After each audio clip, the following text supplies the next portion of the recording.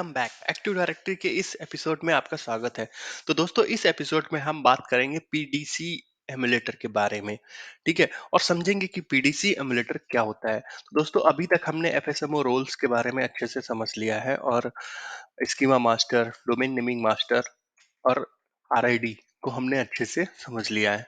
आज हम इस वीडियो में बात करेंगे हम पीडीसी एमुलेटर के बारे में, कि पीडीसी एमुलेटर हमें क्यों जरूरत है और क्या होता है पीडीसी इमुलेटर। तो दोस्तों, अगर हम थोड़ा बैक में जाएं अराउंड 2000 में, तो उस समय क्या होता था, हमारे पास विंडोज एनटी होता था। उस टाइम पे क्या होता था, हमारे पास एक प्राइमरी डोमेन कंट्रोलर होता था और साथ में सेकेंडरी डोमेन कंट्रोलर होते थे या बैकअप डोमेन कंट्रोलर होते थे।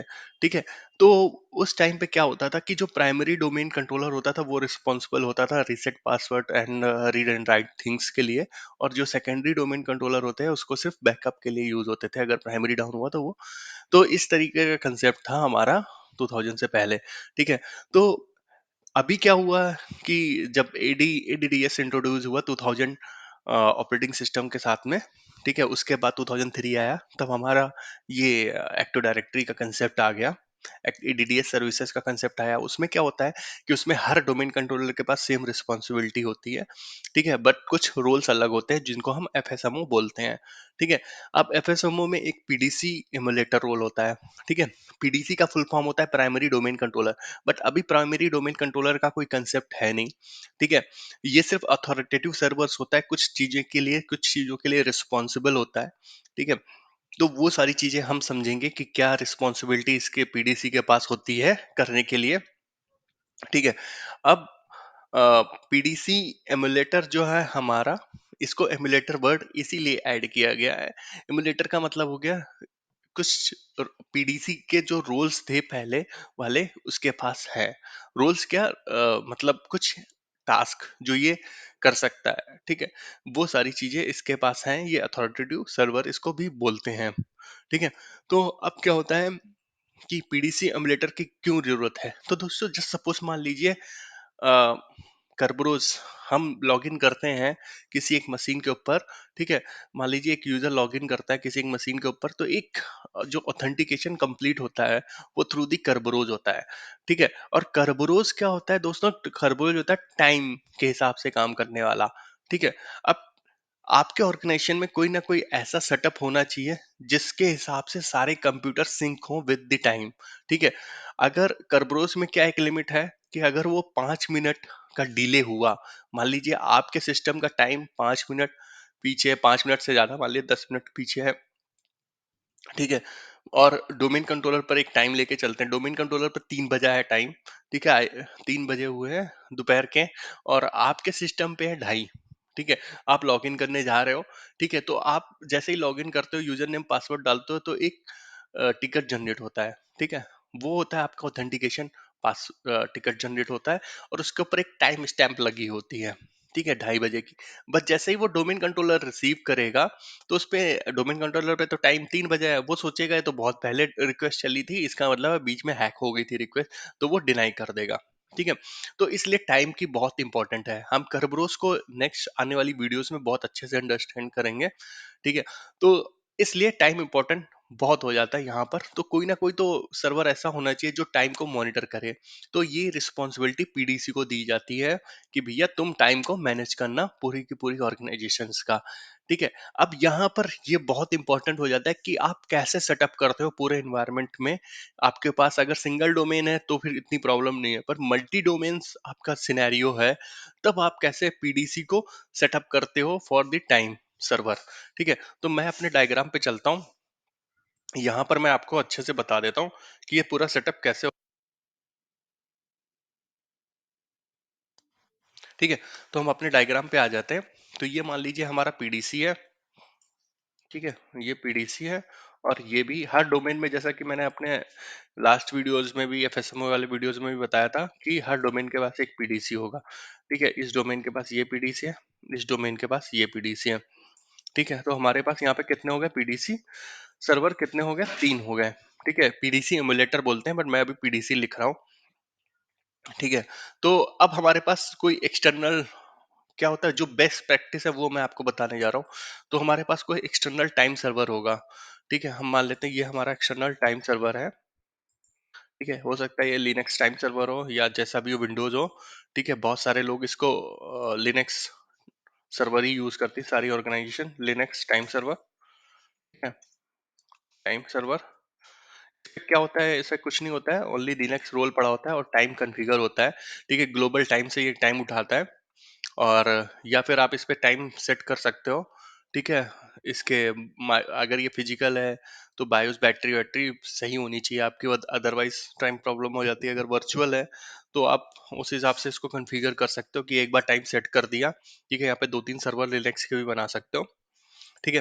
फिर ये क्या होता है, ये पीडीसी पे इस चीज को कॉन्फ़िगर कर दिया था कि ये भैया तुम्हारा टाइम सर्वर है, तुम यहाँ से टाइम लेना।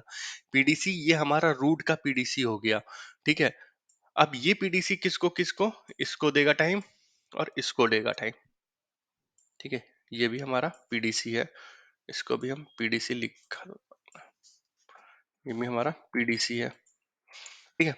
ये इसको देगा, ये इसको देगा, और ये जो पीडीसीज होंगे, जो नीचे वाले पीडीसीज हों, ये इसको देगा, ठीक है, ये इसको देगा, और इस, ठीक है, ये इसको देगा। अब मान लीजिए यहाँ पर जो हमारे क्लाइंट्स होंगे, ठीक है, इस डोमेन में बहुत सारे क्लाइंट्स होंगे, सर्वर्स होंगे, मेंबर सर्वर्स होंगे, ठीक है।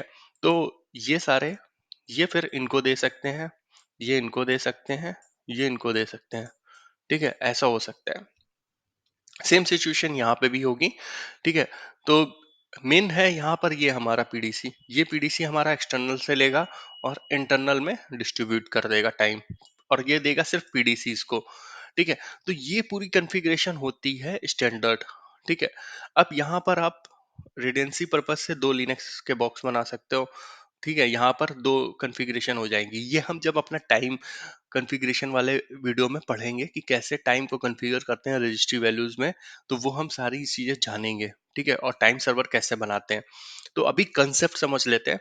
तो ये हो जाता है हमारा टाइम, यहाँ पर पीडीसी इसलिए इंपॉर्टेंट हो जाता है, आप समझ रहे हो, करबरोस पीडीसी पे ही काम करता है, ठीक है। तो ये हो गया, आपको टाइम समझ में आ गया। अब दूसरी रिस्पॉन्सिबिलिटी पीडीसी के पास क्या होती है, पासवर्ड सिंक्रोनाइजेशन। तो दोस्तों पासवर्ड सिंक्रोनाइजेशन को हम इसी डायग्राम के थ्रू समझ लेते हैं, ठीक है। मान लीजिए एक आपका यूजर है, ठीक है, जो लैपटॉप लेके बैठा हुआ है यहाँ पर इस डोमेन में, ठीक है, और इस इस डोमेन से वो कनेक्टेड है, इस मतलब ऑथेंटिकेशन उसका इस डोमेन से हुआ है, ठीक है। जैसे ही वो ऑथेंटिकेशन करने जाता है उसको दिखता है अकाउंट एक्सपायर्ड है, ठीक है, या पासवर्ड एक्सपायर है। तो वो क्या करता है, एक रिक्वेस्ट सेंड करता है, और जो लोकल एडमिन है वो पासवर्ड इस डोमेन से रीसेट कर देता है इसका, ठीक है, और उसको बोल देता है लॉगिन कर लो। जैसे ही इसने बोला और इसने लॉगिन किया, ये जो डिस्टेंस डिफरेंस था टाइम का, विद इन अ 1 मिनट, हम मान लेते हैं विद इन अ 1 मिनट का डिफरेंस था, ठीक है। अब ये यूजर फिर से लॉगिन करने जाता है, जो नेक्स्ट वाली रिक्वेस्ट है ऑथेंटिकेशन की, वो इस वाले डीसी से कनेक्ट हो जाती है, ठीक है। इस वाले डीसी से जब कनेक्ट होती है, तो जो यहाँ पर इसने पासवर्ड नया डाला था वो इसके पास जस्ट सपोज मान लीजिए रेप्लिकेट नहीं हुआ है, ठीक है। अब इसके पास तो पुराना पासवर्ड है और इसके पास न्यू पासवर्ड है, ठीक है। तो क्या होगा इस सिचुएशन में, क्या होगा, इसका जो है लॉगिन डिनाई हो जाएगा, बट एक्चुअली इसने तो पासवर्ड रिसेट कर लिया है। तो इस वाली सिचुएशन में क्या होता है दोस्तों, यहाँ पर आ जाता है पीडीसी, ठीक है। जैसे ही ये लॉगिन की रिक्वेस्ट इसके पास जाएगी, ये क्या करेगा, इस देखेगा, अरे इसके पास तो मेरे पास तो पुराना पासवर्ड है, हो सकता है इसका पासवर्ड नया रीसेट होगा। तो ये डीसी ना इस क्यूरी को फॉरवर्ड कर देगा पीडीसी के पास, ठीक है। पीडीसी चेक करेगा कि हाँ, पीडीसी चेक करेगा अपने डेटाबेस में, हाँ इसका पासवर्ड तो रीसेट हुआ है। क्योंकि क्या होता है, जैसे ही ये इसका पासवर्ड यहाँ से रीसेट होगा, ये इन्फॉर्मेशन सीधे सिंक होगी 1 to 1 पीडीसी के पास कि हाँ इसका पासवर्ड रीसेट हुआ है, ठीक है। तो ये चेक करेगा, हाँ इसका पासवर्ड तो अभी रीसेट हुआ है, ठीक है। तो ये नया पासवर्ड से लॉगिन करवा देगा इसको, ठीक है। इन मीन वाइल सारा रिप्लिकेशन कंप्लीट हो जाएगा, इन मीन वाइल ये चीजें चल रही हैं, ठीक है। उसके बाद ये हो सकता है सारा रिप्लिकेशन कंप्लीट हो जाए 2-3 मिनट में, ठीक है। तो ये होता है पूरा काम पासवर्ड सिंक का, ठीक है। और हम अपनी पीपीटी पे चलते हैं, समझते हैं, ठीक है। पीडीसी एमुलेटर मैंने बता ही दिया, और क्यों रिक्वायर है ये भी मैंने आपको बता ही दिया। ठीक है, अब आ जाते हैं हम इस पे इंपॉर्टेंट पॉइंट पे, ग्रुप पॉलिसी डिफॉल्ट चेंजेस।